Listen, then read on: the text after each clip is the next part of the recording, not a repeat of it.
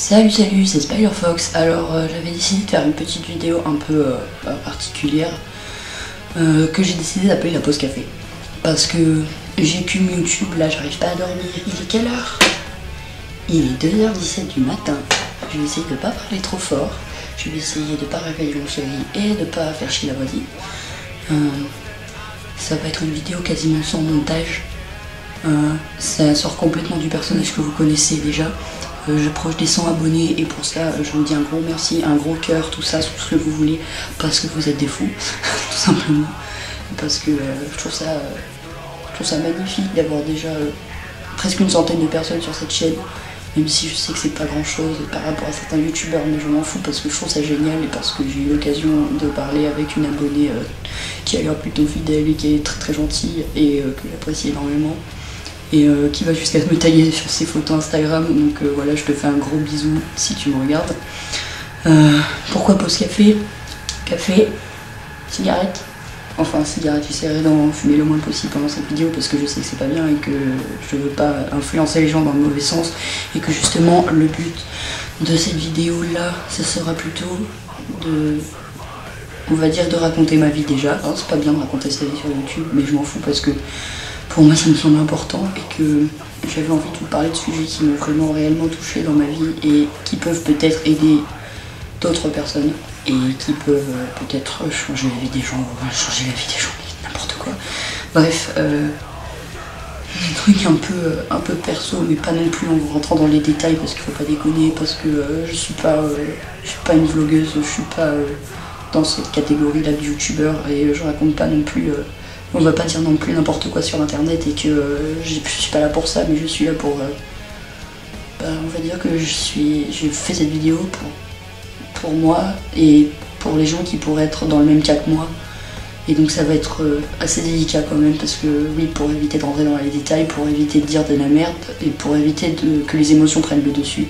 Donc voilà, donc tout de suite je vous le dis, ce sera ni une creepypasta ni un sketch, ni un truc sur la musique.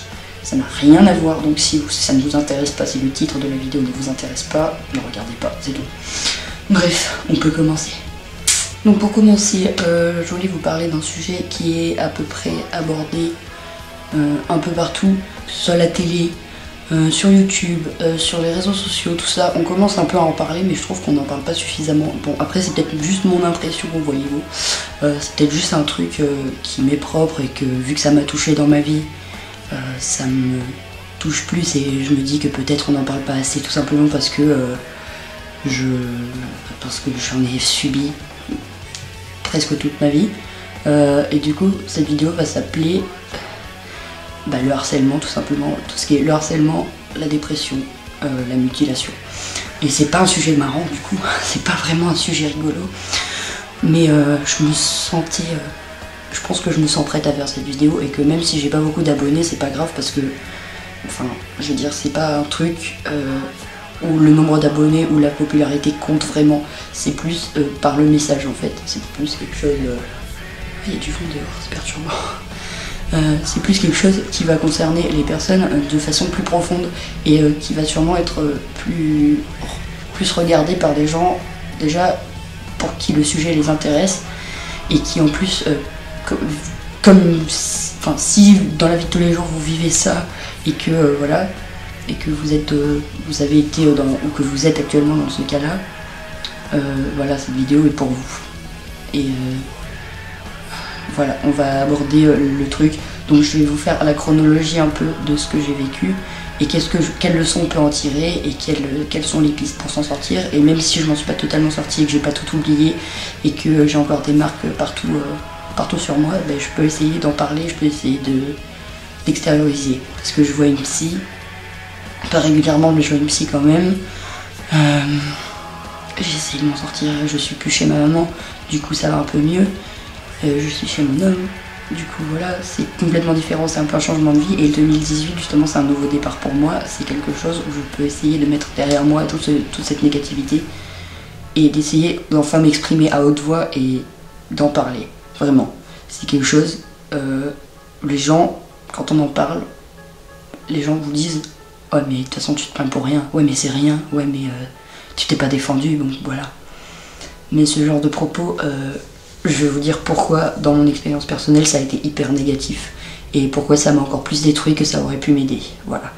Et je vais essayer de pas dire trop de conneries et de pas partir de trop d'émotions en moi, en fait. Trop de choses. C'est des choses profondes, mais c'est aussi des choses qui doivent rester... Enfin, il y a des choses qui vont se dire entre vous et moi, mais il y a aussi des choses qui doivent rester privées. Donc j'essaie de pas que les émotions ne prennent pas le dessus et de ne pas non plus chialer, de ne pas vous dire oh là là. Le but c'est pas que vous vous apitoyez sur moi, le but c'est qu'on puisse partager nos expériences et en tirer une leçon et en tirer quelque chose de bien. Voilà. Tout de suite avant qu'il y ait des commentaires là-dessus, ce maquillage là c'est normal, vous voyez. Donc déjà ça fait partie un peu de ce que je voulais dire, mais c'est pas pour tout de suite. Donc la chronologie un peu de ce que j'ai pu vivre, déjà il faut savoir que bon, quand vous me rencontrez dans la rue que vous ne connaissez pas, je suis une personne un peu particulière. Pas un peu particulière, j'ai rien d'exceptionnel, vous voyez. Mais vous voyez. J'ai rien d'exceptionnel en soi, mais c'est juste mon apparence physique par exemple, mon maquillage, mon style, ma façon de m'exprimer peut-être, ma façon de m'habiller tout simplement, la façon dont vous me voyez au premier abord. Quand vous me croisez dans la rue, c'est pas du tout la même personne que vous croisez en vidéo. Ça ressemble un peu plus à ça qu'à ce que vous voyez dans les autres vidéos par exemple. Mais c'est pas là que ça commence. L'histoire ne commence pas là. L'histoire elle commence quand je suis née. Parce que quand je suis née en Russie, dans une ville un peu au nord-est de Moscou qui s'appelle Ivanovo. Et donc c'est une ville post-bloc de l'Est un peu pourrie, vous voyez. Et c'est un endroit, en fait, ma mère biologique, elle avait 18 ans et elle est tombée enceinte de moi. Et donc, ouais, c'est assez personnel comme truc, mais voilà, je pense qu'il y a pas mal de gens, des gens adoptés qui peuvent témoigner de ça. Ma mère biologique avait 18 ans quand elle m'a eu. Elle pouvait pas me gérer financièrement. Elle pouvait pas avoir un enfant et mon père biologique s'est barré avant que je naisse. Alors elle m'a laissée dans un établissement où les enfants peuvent être adoptés. Et j'ai été adoptée par une maman française, une maman célibataire. Donc ma maman a fait ce beau geste de m'adopter. J'ai eu une vie très belle en France. J'ai eu tout ce dont un enfant peut rêver. J'ai eu une assez belle enfance, même si ça n'a pas toujours été rose, hein, voilà. On va dire que le confort matériel et financier, je l'ai. Enfin, je l'ai eu pendant mon enfance et je continue de l'avoir puisque je n'ai pas de travail et que je fais encore mes études. Donc ma mère, c'est un peu mon support matériel, quoi. Même si c'est quand même ma maman et que, voilà, même si c'est pas ma maman biologique, ça reste ma maman que j'aime, vous voyez. Une maman et une génitrice, c'est pas complètement la même chose. Mais on va pas rentrer dans les détails, je pourrais peut-être faire une autre vidéo sur l'adoption, même si ça contribue beaucoup à ce que je vais raconter après. Donc, on va dire que j'ai été une enfant relativement choyée, mais que ça m'est vite retombé dessus dans la vie. Donc ça a vite participé au fait qu'il s'est passé des choses très très négatives par rapport à ça. Mais déjà de base, j'étais pas dans une école maternelle, j'étais dans une garderie où il y avait des méthodes, on va dire, une méthode Montessori. C'était pas une école maternelle, c'est une garderie, donc j'ai fait la garderie, je suis arrivée directement quand j'avais 6 ans en primaire. Et l'école primaire, c'était une école primaire privée catholique qui était pas très très loin de là où habite ma maman. Et qui, donc c'était plus un confort pratique qu'autre chose. Et donc ma mère, je sais pas si elle a vraiment réfléchi au fait que ce soit un établissement catholique ou au fait que ce soit plus près de chez nous. Mais du coup, le fait que ce soit un établissement catholique m'a fait vite me rendre compte que j'étais pas la bienvenue. Donc déjà, d'entrée de jeu en CP, je rentre dans cette classe, j'étais plutôt une enfant assez vive, assez contente, assez gentille. Enfin, je pense que je suis une personne gentille dans la vie de tous les jours, mais enfin j'espère, hein, voilà. Mais du coup, j'étais toute contente, je sortais de la garderie, je me disais ouais, je vais faire plein de copains et tout. Du coup, au niveau des enfants de mon âge, ça allait.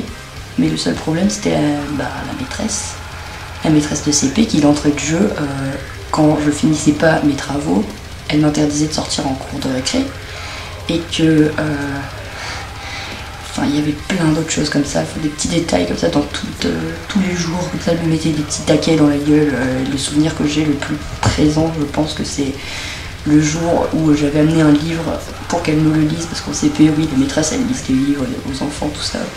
Et donc, du coup, toute contente, j'amène mon petit bouquin à l'école. Maîtresse, on peut lire l'histoire machin. Et puis, ah d'accord, mais d'abord, vous avez un devoir de maths. Et les maths, déjà depuis toute petite, je savais que c'était pas mon truc et que je n'aimais pas ça. Et que du coup, j'allais mettre 1000 ans à le finir parce que je comprenais rien, j'ai jamais eu la logique des maths, vous voyez. Et du coup, je me suis toujours dit, ah, ça sent un peu la merde. Du haut de mes 6 ans, je me suis dit, là, elle fait ça pour se foutre de ma gueule.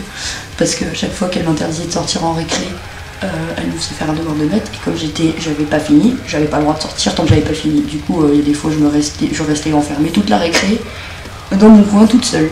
En mode de, voilà, tu te démerdes, on vient pas te chercher, pas d'adulte qui vient te chercher et pas d'enfant qui vient te réclamer, personne.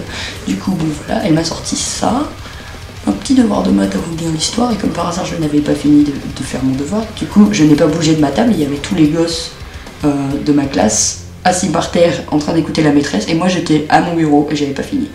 Bref, c'était ce genre de truc.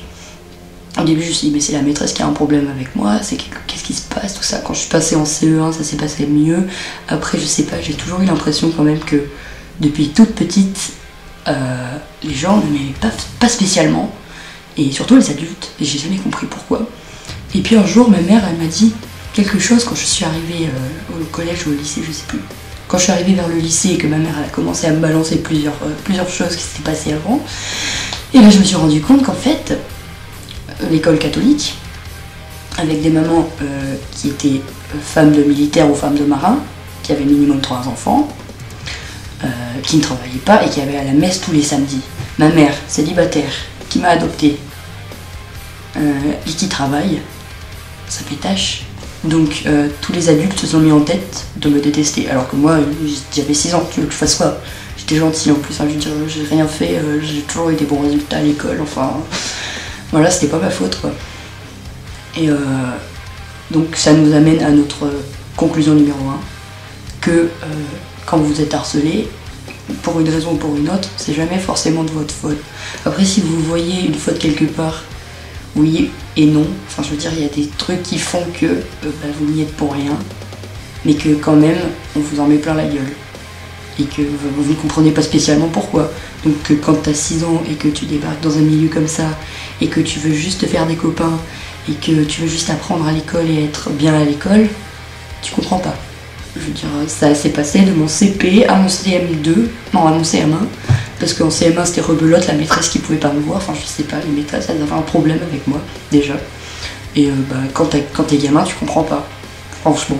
Et du coup c'est pour ça que j'ai développé une espèce de, pas de phobie, mais genre un espèce de mépris et un espèce de ressentiment vers les adultes, parce que les adultes, au lieu de m'aider, ils m'avaient défoncé, enfin ils m'avaient enfoncé toute ma vie, enfin depuis petite, on va dire, parce que les gens de la garderie avant où j'étais, elles étaient adorables, c'est des amis de ma maman, elles connaissaient pratiquement toute mon histoire, elles m'ont vu, limite elles m'ont vu arriver en France, et du coup c'était des gens bien, et puis quand je suis arrivée en primaire, ça ne s'est pas du tout passé comme ça, donc voilà, de base, il y a des éléments qui font que quand vous êtes harcelé, vous ne comprenez pas forcément pourquoi, et vous ne savez pas pourquoi ça se passe comme ça, mais pourtant ça se passe comme ça. Donc voilà, c'est notre première partie. Voilà. Et donc depuis toute petite, c'est comme ça, enfin j'ai plus ou moins... c'est pas que c'est comme ça, mais c'est que quand vous êtes dans cette situation où vous vous faites matraquer la gueule par des gens que vous connaissez ou pas, et vous vous dites, bon c'est comme ça, donc je suis comme ça, donc je suis une victime, donc c'est normal que les gens me traitent comme une merde. Et justement ça n'est pas normal, donc on va voir ça plus tard. Mais du coup il faut que je vous raconte la suite de mon histoire pour mieux comprendre tous ces rouages qui font que la souffrance amène la souffrance et que la méchanceté amène la méchanceté, etc. etc. Voilà. C'est quoi? La suite de l'histoire, c'est le collège. Donc le collège, on sait que c'est quand même une période pas facile pour beaucoup de gens. Donc soit quand vous êtes au collège, soit vous êtes parmi les dominants, soit vous êtes parmi les dominés. C'est-à-dire que vous sortez pas totalement de l'enfance, vous êtes dans l'adolescence. Alors vous faites un peu de la merde. Donc ce qui s'est passé pour moi, c'est que j'étais dans les dominés, clairement. Mais franchement, un truc qui est très très important à ce niveau là, c'est que toute ma vie je me suis dit putain mais t'es vraiment une victime, t'es vraiment une merde, et les gens ils ont raison de te traiter comme ça. Limite vous commencez à conscientiser la chose, et plus vous subissez, plus vous vous dites bah, c'est normal, c'est quelque chose de naturel chez moi, je suis quelqu'un qui ne sait pas me défendre, je suis quelqu'un qui est nul, quelqu'un qui s'écrase contre les gens, enfin qui s'écrase envers les gens et qui n'ose pas ouvrir sa gueule, alors que ben là c'est tout l'inverse, ça ne devrait pas se passer comme ça n'aurait jamais dû se passer comme ça pour moi, et c'est pour ça que je fais cette vidéo d'ailleurs. Donc dans cette période du collège, ben, vous arrivez en mode bon ben c'est nouveau, il y a quelque chose qui va se passer, vous savez pas trop comment gérer la situation, donc enfin, je sais pas si vous avez vécu la chose comme ça, mais moi en tout cas c'est comme ça que je l'ai vécu. Vous savez pas trop comment gérer la situation, vous sortez de la primaire en mode ouais ça va être trop cool et tout. Lol, grosse blague. Oh. Je bois un peu de café. Ça fait du bien parce qu'il est quelle heure? Il est 2h57 du matin. Je suis vraiment une tarée. Hein. Ça se trouve je vais tourner cette vidéo, après je vais la monter, je vais passer une nuit blanche à monter ma vidéo. Bref. Donc au collège, voilà, j'ai fait partie des gens qui n'ont pas su se faire respecter de base, parce que voilà, toute cette haine et cette souffrance en primaire que j'avais pas forcément encore compris, parce que non, je l'ai pas compris jusqu'à très récemment. Tout ce que j'avais vécu, c'était vraiment quelque chose d'horrible, mais enfin d'horrible, oui, je vais dire horrible parce que voilà, ça a failli me tuer, mais d'un autre côté, je vais pas non plus continuer de m'écraser comme ça, parce que sinon je m'en sortirai jamais, tu vois. Enfin vous voyez, tu vois, on dirait que je parle à un pote, bref, mais je parle à des potes puisque vous êtes mes abonnés, vous êtes mes potes, oui je vous adore. Bref, le truc qui s'est passé au collège, c'est que voilà, je suis directement passée dans le camp des victimes parce que j'avais intériorisé le fait d'être une victime depuis toute petite. Alors voilà, en 6ème il y avait des connasses qui me bolossaient. En 5ème, bon, j'avais des amis, mais c'était des amis faux cul, donc je me suis rendu compte qu'à la fin de l'année. En 4ème, ça allait à peu près mieux, et c'est à ce moment-là que j'ai commencé à changer de style et que je me suis dit, alors en 4ème, comme j'ai dit dans la vidéo sur les 15 morceaux là, sur le top que j'ai fait, des morceaux de métal qui m'ont le plus marqué, c'est j'ai découvert le métal un soir en regardant la télé, en tombant sur le métal expliqué à ta mère, et j'ai fait putain, ça c'est ce qu'il me faut. C'était quelque chose qui arrivait à point nommé un truc en mode c'est toi, c'est ta vie, c'est voilà, ta vie elle commence là. Ça commence, il y a des naissances et des renaissances dans la vie. Mais là, c'était vraiment une naissance, c'était quelque chose, je me suis ouvert à l'art, je me suis ouvert à la musique, je me suis ouvert au chant, et j'ai découvert que j'aimais chanter, j'ai découvert que j'aimais la musique, et j'ai découvert que je voulais que la musique devienne toute ma vie, et que, voilà, et à partir de ce moment-là, j'ai commencé à changer de style vestimentaire.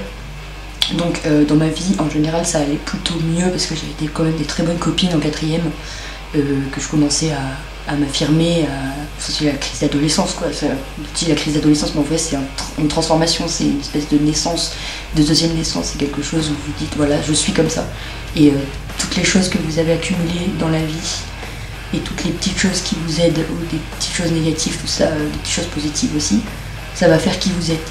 Et depuis l'enfance en fait, depuis l'enfance vous accumulez, enfin j'ai l'impression en tout cas que ça s'est passé comme ça pour moi, parce que depuis l'enfance on accumule des petites expériences, petit à petit on les met bout à bout et ça fait qui on est, donc c'est à peu près pareil. C'est pareil pour tout le monde, donc c'est un truc plutôt normal, mais du coup soit vous allez vous ranger dans la norme, soit vous allez en sortir, et moi j'ai décidé d'en sortir, parce que j'en avais marre d'être tout le temps avec des gens enfin, je veux dire, j'ai des amis très sincères que j'ai toujours aujourd'hui, que j'ai connus du collège, mais je veux dire, j'ai décidé de sortir de la norme parce que j'en avais marre de me mentir à moi-même, j'en avais marre de ne pas exister tout simplement parce que depuis toute petite je me disais tu n'existes pas, je me disais non tu n'es pas une bonne personne, enfin pas ça, pas encore, pas en 4ème, mais en mode je déteste les gens qui sont autour de moi, c'était vraiment la norme m'insupporte, c'était quelque chose d'horrible de se dire tu es comme ça mais en vrai tu sais que tu n'es pas comme ça mais pourtant tu le fais toujours, et du coup j'ai décidé j'ai décidé de changer de style vestimentaire, déjà d'écouter du métal, et que le métal ça m'a vraiment aidé, la musique métal m'a aidé, de me dire ouais ça c'est fait pour toi, c'est quelque chose qui te comprend, sans même que les personnes qui l'ont fait soient physiquement présentes, elles ont compris et elles sont là. elles vivent en toi et elles vivent à travers ton écoute de la musique, tout ça. Et ça m'avait vraiment touchée, c'était quelque chose que je ne savais pas exprimer à l'époque, mais que j'avais compris d'une façon ou d'une autre. Et du coup, j'ai lentement, mais sûrement affirmé mon style et ma personnalité. Mais du coup, le collège, c'était encore rebelote l'école catho. En mode, voilà, quand t'as une gueule comme ça dans un lycée ou un collège catholique, ça passe pas. Parce que en lycée et collège public, tu peux arriver avec un short, une jupe, enfin ça dépend les règlements intérieurs des établissements. Tu peux... Mais dans mon collège et lycée, parce que j'ai fait collège-lycée au même endroit, dans mon collège-lycée, tu arrives avec une robe à ça au-dessus de ton genou, tu te fais virer. C'est ça en fait. Et t'as d'un côté toutes les poufs superficielles qui mettent des jupes à ras la chatte et qu'on leur dit rien du tout. Et t'as toi qui ne fais pas de vagues et qui veut juste être là tranquille et faire chier personne. Et que quand tu mets un truc un peu différent, moi je vous le dis tout de suite, j'arrivais pas avec cette gueule là, je mettais pas ce maquillage à l'époque. Mais tu arrives avec un truc qui change un petit peu, tu te fais tacler direct. Et du coup, il y avait le côté harcèlement moral qui commençait à s'estomper, mais il y a eu le côté... non pas harcèlement moral, c'est pas ça. Le côté harcèlement et ça va pas bien et je sais pas trop pourquoi, qui commençait à s'évaporer un petit peu.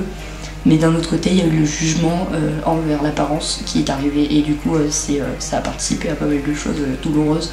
Et du coup, on va dire de la 4e à la seconde, c'était vraiment...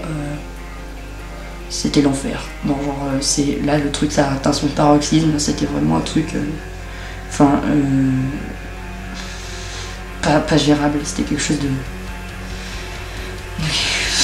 d'atroce quoi. Genre en 4e, ça a commencé, le petit con de la classe qui commence à te dire t'écoutes du Marilyn Manson et va sacrifier des chats. Enfin bref, sur le coup vous dites c'est un truc à la con, que quand t'es métalleux tu parles à tête haute, tout ça, parce que moi maintenant c'est ce que je fais, parce que quand on fait ce genre de remarques, je me dis c'est con, donc ces gens ils n'en voient pas la peine, ils comprennent pas. Mais à l'époque, quand t'as 13, 14, 15 ans, ça te fait mal. Et puis surtout des gens qui comprennent même pas ça.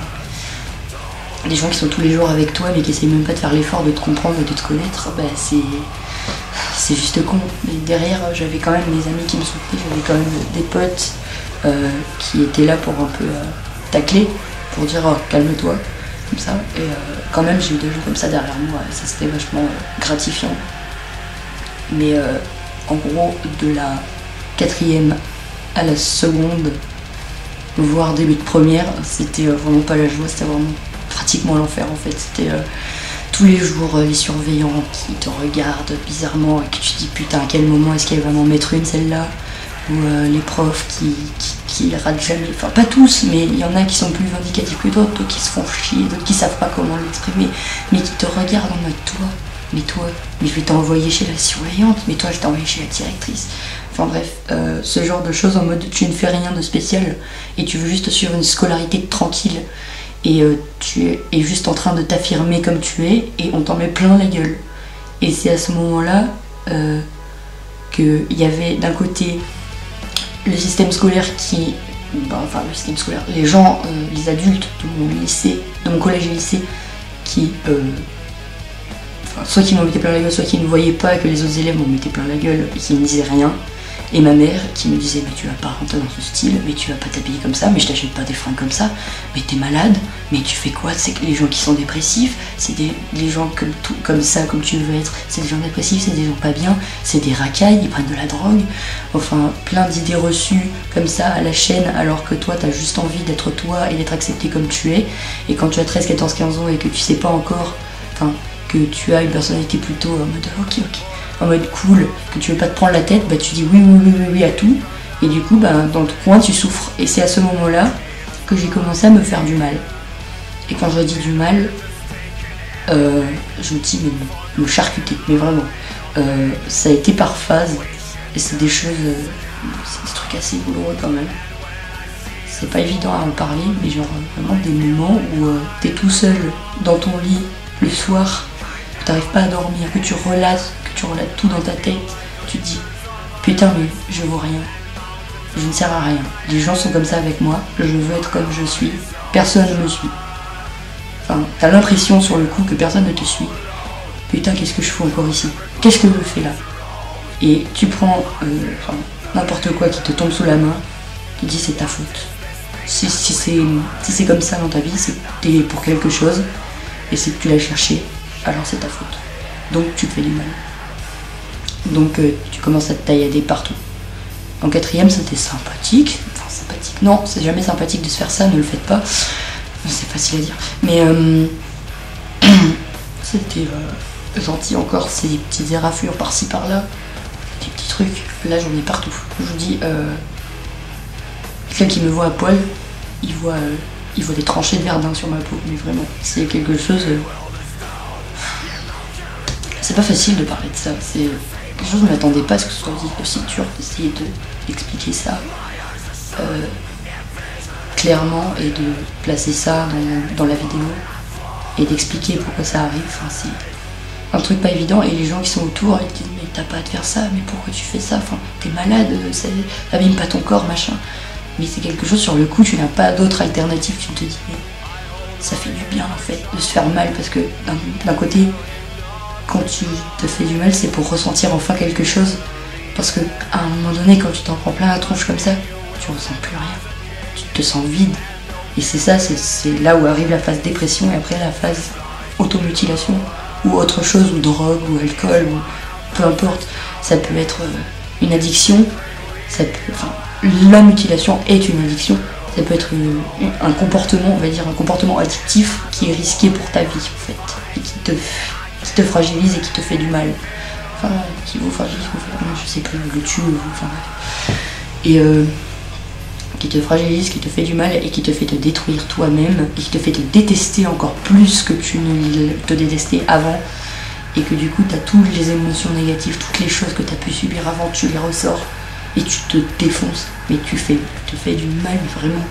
Je me disais mais, enfin je me faisais du mal, je me dis c'est pas grave parce qu'au moins je ressens de la douleur physique et la douleur mentale, j'avais l'impression que plus ça saignait, plus ça sortait. C'est hardcore, putain. C'est ultra hardcore ce que je dis. Mais c'est vrai, les gens qui se sont fait du mal ou qui se font du mal, je vous souhaite de vous en sortir. Les gens qui se sont fait du mal ou qui se font du mal le savent. C'est toujours pour ressentir un truc. C'est toujours pour enfin avoir quelque chose de physiquement palpable et que ta douleur mentale, tu sais plus quoi en faire, donc tu fais ça. C'est plus ou moins une explication que je peux donner là tout de suite. Et c'est quelque chose d'assez violent quand on le vit, c'est vraiment... Et puis je pense que c'est aussi pour les personnes qui sont autour, c'est quelque chose de très dur à vivre. Enfin, je l'imagine pas parce que je suis pas dans leur tête, moi je suis dans la tête de la personne qui se fait du mal. Mais quand je pense que quand ma mère, mes amis et tout ont découvert ça, ça a dû être... Enfin, en tant que mère, je pense que si mon enfant faisait ça, je saurais pas comment faire, mais comme je suis dans ce cas-là, je saurais peut-être mieux lui expliquer les tenants et les aboutissants de la chose que ma mère, parce que ma mère n'a jamais fait ça. Du coup, c'était vraiment pas facile pour elle. Et elle s'est dit, mais qu'est-ce qu'elle fait? Mais qu'est-ce qu'elle fait, ma fille? Mais pourquoi elle s'est fait ça et tout? Et oui, bon, c'est quelque chose d'assez incompréhensible pour les gens extérieurs, et pour à l'intérieur de vous, mais... Oh, enfin, la première fois que vous le faites, c'est waouh, enfin, j'ai ressenti un truc. Et après, tu deviens accro, tu te fais de plus en plus de mal, tu dis putain, il faut que ça reste. Déjà, il faut que ça fasse mal, il faut que ça saigne, il faut que ça reste. Et au fur et à mesure des années, et ben, ça s'est amplifié de plus en plus. Et du coup, ben, maintenant, c'est... Enfin, je veux dire, on va dire que j'essaye d'arrêter, que c'est pas quelque chose de facile, mais que il y a des marques que je vais garder toute ma vie. Et que je sais qu'elles vont rester toute ma vie. Et que du coup, sur le coup, je dis, ah ouais, j'ai fait tout ça, et... Sur le coup, ça m'a fait du bien, mais regarde le temps d'aujourd'hui, quoi. Bon, je m'étends un peu trop sur le sujet, mais du coup, je vais essayer d'enquiller sur la suite de l'histoire et aussi de parler plus en détail de la mutilation, parce que c'est quelque chose de pas évident à aborder, mais du coup, d'essayer de donner mon point de vue sur comment s'en sortir, même si je suis mal placée pour le dire, parce que je suis pas totalement sortie de cet état d'esprit de tu ne vaux rien, donc tu te fais ça. Donc tu ressens enfin un truc, mais j'en suis un peu quand même éloignée parce que l'histoire est longue et chiante et voilà. Donc je vais essayer d'être plus ou moins concise quand même dans ce que je dis, même si c'est vrai que je pars dans un discours assez... long, il faudrait que j'essaye de faire des coupes. Et il faudrait que je vois si je garde tout ou pas dans ces vidéos. Enfin bref, c'est un sujet très très vaste, tout ce qui est la dépression, l'automutilation et le manque d'estime de soi-même, c'est quelque chose de très vaste, de très complexe et qui varie énormément d'une personne à l'autre. Et du coup, je pense que dans la suite de la vidéo, je vais partir sur autre chose, même si j'aimerais rentrer plus en détail là-dedans. Voilà. Je vais essayer d'enquiller la suite. Putain, je viens de revisionner un petit peu mes rushs, je me rends compte que je pars dans tous les sens, mais du coup je vais résumer la fin de l'histoire et je vais essayer d'arriver à quelques conclusions sur lesquelles on pourrait s'arrêter. Putain, on va pas de bouger, désolé, je vais m'installer. Voilà. Bref, donc ensuite, passer le collège et le lycée, je suis arrivée, alors j'ai fait un bac L que j'ai eu plutôt d'une manière... Enfin, j'ai plutôt bien réussi ma scolarité, je dirais que sur ce point, j'ai vraiment jamais fait de vagues. Ce qui est marrant, c'est qu'en fait, j'ai jamais fait d'énormes vagues dans ma vie et j'ai jamais fait de trucs vraiment ouf, mais que du coup, je me suis complètement fait niquer de tous les côtés, alors que dans ma vie, ça se passait plutôt relativement normalement, même si j'ai une tête comme ça, même si j'écoute du métal, même si j'ai des goûts qui varient un petit peu de ce à quoi on pourrait s'attendre. Même pour une nana quoi, enfin bref, moi le maquillage j'ai pas du tout la même notion de maquillage que les autres par exemple, enfin bref. Il faut que je résume un petit peu parce que sinon ça va être trop long, mais en gros le truc important qui s'est passé, on va dire dans les 2-3 dernières années, dans les 2 dernières années jusqu'à récemment, c'est que quand j'ai eu mon bac, je suis entrée aux Beaux-Arts de ma ville, et que du coup la vidéo Creepypasta est un petit peu autobiographique, hein, voilà. Enfin, un peu, pas beaucoup, parce que voilà, si se passait des trucs comme ça, voilà, on s'en sortirait pas. Enfin bref, je suis entrée aux Beaux-Arts et c'est un truc qui me correspond.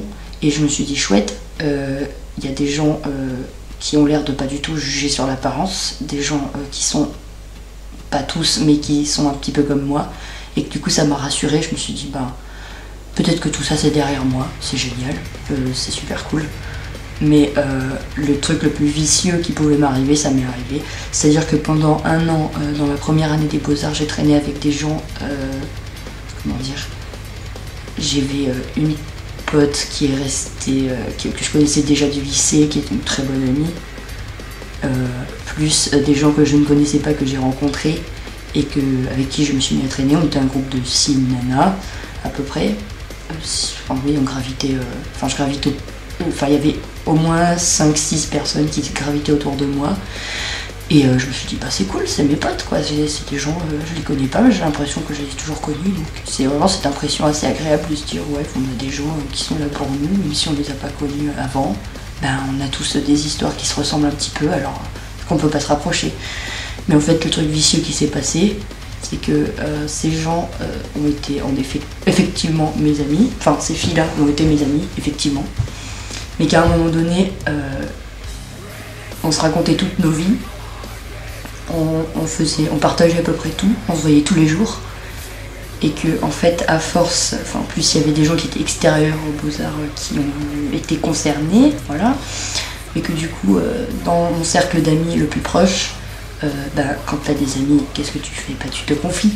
Moi je me confie tout le temps, je suis quelqu'un qui a besoin de parler, tout le temps, et d'exprimer tout le temps ce qui va pas. Et comme récemment je suis allée voir une psy et que j'ai enfin compris ce qui clochait, et que j'ai enfin compris en faisant mes propres recherches et tout, que depuis pratiquement ma classe de 4e j'étais en dépression, et je me suis naturellement tournée vers elle. Donc naturellement j'ai raconté ma vie, je raconte beaucoup ma vie, je suis quelqu'un qui raconte énormément de choses et qui a énormément de choses à dire, même si voilà.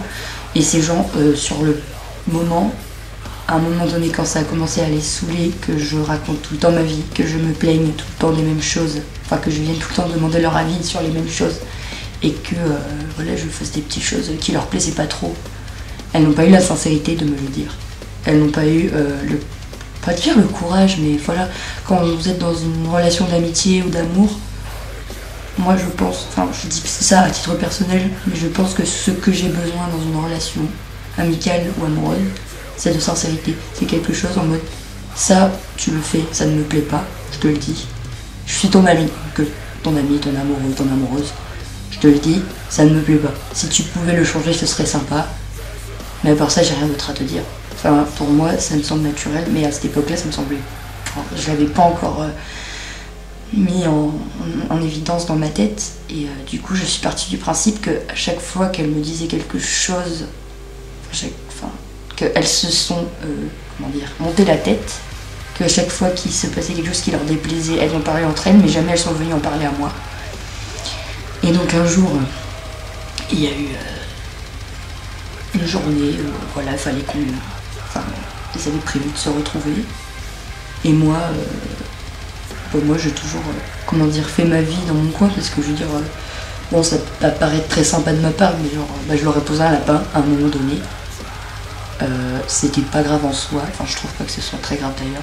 Mais un jour je leur ai posé un lapin, alors que tous les jours on s'était vus pendant 1 an, et elles ont dit ah ben... En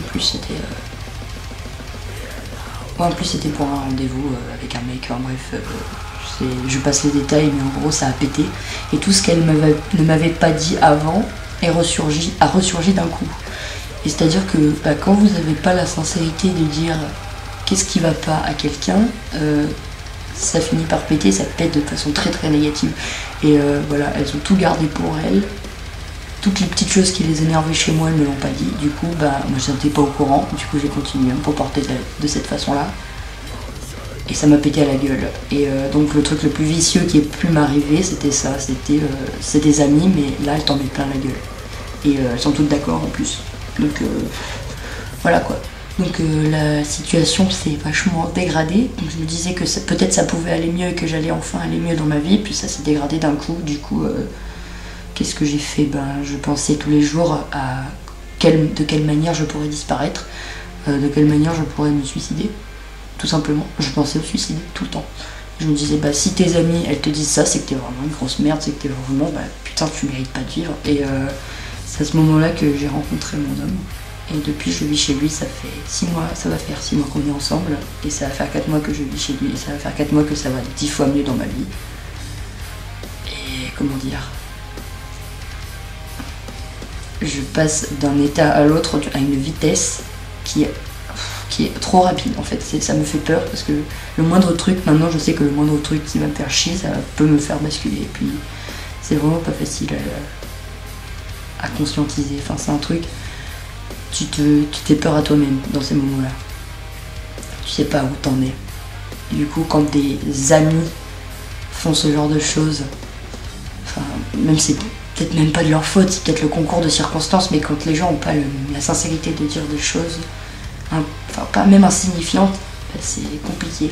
Du coup, voilà, tout un groupe d'amis s'est retourné contre moi. Enfin bref, il y a eu plein d'histoires à la con, plein de trucs assez horribles. Mais du coup, voilà, j'en suis passée par là. Mais du coup, voilà, il faut conclure parce que je passe par beaucoup trop de détails et je sais même pas si je vais tout garder. Enfin bref. Mais du coup, voilà. Donc la dépression est revenue en flèche, donc pendant bien, on va dire que c'est revenu du mois de avril à juillet, août, septembre, c'était comme ça. Donc voilà, c'était en mode comment je vais me suicider, mais je l'ai jamais fait. Je veux dire, j'ai jamais fait de tentative de suicide, mais j'y pensais très très très très fort. Et je me suis fait du mal. Et voilà. Mais depuis que j'ai rencontré mon homme, je me suis refait du mal qu'une seule fois. Donc l'amour ne sauve pas forcément de la dépression ni de la mutilation, mais ça peut vous apporter beaucoup. Et en fait, ça m'a appris à me séparer des gens hypocrites et à me séparer du négatif et à mettre plus de positif dans tout ça. Même si c'est quelque chose qui peut prendre des années, ça peut prendre des lustres, mais ça m'a pris 5 ans. Mais enfin, je veux dire, il m'a fallu un électrochoc comme ça pour m'en rendre compte. Donc c'est vraiment quelque chose, si les gens vous disent non mais tu te plains pour rien, non mais comment dire, non mais de toute façon c'est des détails dans ta vie, ça compte pas, non mais passe au-dessus. Les gens qui disent ça, ils ne vous aident pas. Et puis c'est ce qu'on m'a rabâché pendant 1 an. Parce qu'on me disait ouais mais passe au-dessus, passe au-dessus. C'est facile à dire. Est-ce que t'es passé au-dessus de certaines choses dans ta vie? Je te le demande pas, je sais pas, j'en sais rien. Du coup, me demande pas ça. Enfin, je sais pas si on comprend totalement ce que je dis, mais voilà, c'est des trucs en mode des conseils, des fausses bonnes idées qu'on peut vous donner aussi, et des gens qui vous, comment dire, qui sont là pour vous, peuvent vous dire de façon innocente, mais qui peuvent avoir des répercussions terribles, parce que je me suis dit, ah mais en fait, enfin, les choses qu'on me disait par-dessus, ce qui n'allait pas, ça me détruisait encore plus que je n'étais déjà détruite de l'intérieur. Genre les trucs, mais arrête de te plaindre, mais t'as une vie comme ça, donc tu mérites pas de te plaindre, donc tu mérites pas de souffrir. Moi j'ai vécu telle et telle chose. Les gens qui disent ça, méfiez-vous-en, franchement méfiez-vous. Faites le tri rapidement quand quelqu'un vous dit comme ça, enfin quand quelqu'un vous dit de but en blanc, moi j'ai vécu ça donc je sais tout. Évitez. Je vais pas dire de... Enfin, si c'est des gens que vous sentez qui sont vraiment là pour vous, tout ça, et que peut-être ça vous aide, chacun sa manière de s'en sortir, mais ce genre de choses ça n'aide pas vraiment, parce que moi ça m'a pas aidé, ça m'a encore plus détruit. Ça m'a encore plus fait me dire que j'étais vraiment une merde et que je méritais pas de vivre. Donc voilà, jusqu'à hier, j'ai posé la question 10 000 fois, j'ai eu l'alcool mauvais hier soir, c'était le nouvel an. Je me suis posé la question 10 000 fois si je méritais de vivre, et la réponse est oui.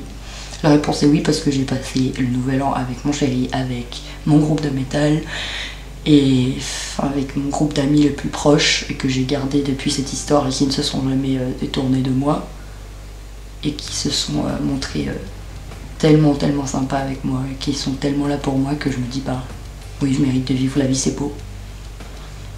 La preuve, il y a encore des jours qui sont là pour toi. La preuve, tu es encore là. La preuve, tu arrives à sortir dans la rue avec cette gueule-là sans avoir honte de toi-même et à te trouver jolie de temps en temps. Et voilà, c'est des trucs que je me dis à moi-même et qui vont commencer à aller de mieux en mieux, j'espère. Donc voilà, si je pouvais donner un seul conseil, c'est les gens qui sont là et qui... Comment dire? Les gens... J'ai du mal à exprimer quand même. Les gens qui sont toujours là malgré tous les obstacles que vous avez pu surmonter, malgré toutes les merdes qui vous sont arrivées. Comptez le nombre de gens qui vous restent. Même s'il y en a un, même s'il y en a deux, ils sont là, donc ils comptent. Donc ça veut dire que pour quelqu'un, vous avez de l'importance et que donc il faut pas lâcher ces gens-là et que la vie c'est pour ça que la vie c'est beau. Voilà. Et voilà, c'est en rencontrant mon chéri, en me rendant compte que les gens... que mes amis de mon groupe de métal étaient toujours là, et en me rendant compte que moi j'étais toujours là et que j'avais survécu à tout ça, que je me suis dit waouh, tu es forte. Dans un sens, j'ai eu la force de continuer à vivre, donc c'est beau. Donc il y a quelque chose, donc il y a ma rage de vivre qui est toujours là, et si vous l'avez toujours, j'espère enfin je veux dire, ayez foi en vous-même, croyez en vous, n'écoutez pas ces connards qui vous disent tout et n'importe quoi, même depuis l'enfance, même s'il y a quelqu'un, enfin je veux dire, même si on vous en a mis plein la gueule toute votre vie, ben, si vous êtes encore là, c'est beau. Je veux dire, moi je vais avoir 20 ans, depuis mes 6 ans, ça se passe comme je vous ai raconté que ça se passe, mais je suis toujours là, et je vis, et la vie c'est beau, et j'ai des projets de vie, et j'ai envie d'être une rockstar, et je me dis, si un jour je deviens une rockstar, bah tu vois, je suis là pour le prouver, et je suis là pour prouver que la vie triomphe. Après, je veux dire, tout le monde a sa façon de s'en sortir. Tout le monde fait les choses différemment. Peu importe votre façon à vous. Moi, c'est mon expérience, moi, c'est ma vie, tout ça. Mais je veux dire, méfiez-vous des gens toxiques. Quand il y a quelque chose qui vous déplaît, dites-le. Quand quelque chose vous déplaît chez quelqu'un, posez-vous la bonne question. Et tirez le maximum de positif, soyez opportuniste aussi, soyez égoïste, parce que c'est très important d'être égoïste. Même si on vous dit mais t'es égoïste, tu te fais que de plaindre, machin. Dites-vous, bah les gens comme ça, c'est qu'ils vous aiment pas vraiment en fait. Enfin, c'est peut-être qu'ils vous aiment, mais d'un autre côté, ils vous jugent pas à votre juste valeur, donc mettez-les de côté. Voilà. C'est assez difficile à faire et à se rendre compte sur le moment. Mais d'un autre côté, bah, ça peut être que positif. Et même si ces gens ils se détournent de vous et qu'ils se disent ouais c'est une égoïste, machin, c'est une ou un égoïste, et ben c'est pas grave. C'est pas grave parce que ça veut dire que ces gens n'ont pas, ils n'ont pas le courage de vous regarder dans les yeux et de savoir que vous souffrez et de savoir que bah, votre souffrance aussi elle compte. Et même, il n'y a pas de jugement de valeur à avoir sur la souffrance de quelqu'un. Il n'y a pas de moi j'ai vécu ça donc je souffre plus donc j'ai le droit de me plaindre. Non, ça n'existe pas. Vous souffrez, c'est comme ça. Donc le genre de personnes à dire ça, elles ont rien compris. J'ai l'impression. Enfin, c'est même pas une impression, je pense que c'est vrai. Après, toute vérité n'est pas universelle et je ne suis pas parole d'évangile. Mais les gens qui vous disent « Non mais de quoi tu te plains ? Non mais t'as vu ta gueule ? Non mais pourquoi tu te plains de ça ? Mais moi j'ai vécu ça, et gna gna gna. » Ces gens-là n'ont rien compris. C'est pas vraiment... Enfin, je veux dire, je vais pas aller jusqu'à dire que c'est pas vraiment vos amis, mais moi personnellement ça n'a pas aidé et ça n'a pas vraiment été... Elles n'ont pas été vraiment mes amies à ce moment-là et elles m'ont encore plus enfoncé. Donc ce qui compte, c'est vous. Voilà. C'est votre intérêt, à l'intérieur comment vous fonctionnez et comment vous vivez le truc. C'est ça qui est le plus important. Et si vous savez que vous souffrez et que vous savez que quelque chose ne va pas, si quelqu'un ne considère pas ça à sa juste valeur, c'est qu'il n'a pas compris. Et c'est qu'il voit pas plus loin que le bout de son nez. Voilà. Donc moi la leçon que j'en ai tirée, c'est retirer... la leçon que j'en tire de toute cette histoire, c'est que il y a des gens qui sont là pour moi. Je suis là pour eux. Je les aime, ils m'aiment. Et s'il y a une raison de vivre principale, c'est eux. Et une raison de vivre principale aussi, c'est moi. Parce que c'est tout ce que je veux faire dans la vie. Parce que je veux devenir ce que j'ai envie de devenir et que peut-être j'y arriverai un jour. Et que la vie, c'est beau, tout simplement. Et qu'il y a des choses, il y a plein de choses qui font qu'on mérite de vivre. Et tout le monde mérite de vivre. Enfin voilà, tous là, tous autant que vous êtes et qui regardez cette vidéo, vous méritez de vivre. Même les gens qui vous cassent les couilles, ils méritent de vivre, mais après voilà, vous ne concentrez pas dessus. Enfin, c'est difficile, c'est plus dur à dire c'est plus facile à dire qu'à faire, mais tout ce qui compte, c'est vivre. Et c'est de vivre pour vous, pour ceux que vous aimez. Voilà. Et je vais dire que, pour conclure, que c'est ça qui m'aide à avancer aujourd'hui, et que 2018, c'est un nouveau départ, comme j'ai déjà dit. C'est une nouvelle façon d'aborder la vie, et une façon beaucoup plus saine pour moi. Et que c'est pas parce que tout ça je l'ai vécu que ça va m'enfoncer. Et c'est parce que j'ai su garder les bonnes personnes que j'en suis là aujourd'hui, que je fais cette vidéo. Et que j'espère que je n'ai pas trop dit de la merde pendant cette vidéo parce qu'il est tard, parce que j'ai pas toujours les propos très très construits, mais qu'en gros c'est ce que je pense et c'est mon expérience et c'est ma vie. Et que peut-être les gens qui regardent vont en tirer quelque chose, même si toute vérité n'est pas universelle et que ce que je dis, c'est pas forcément vrai pour tout le monde. Voilà. Sur ce, je vous fais des gros bisous. Pour mes 88 abonnés, je vous fais un gros bisou. Je vous aime. Prenez soin de vous. Prenez soin des gens que vous aimez. Et voilà.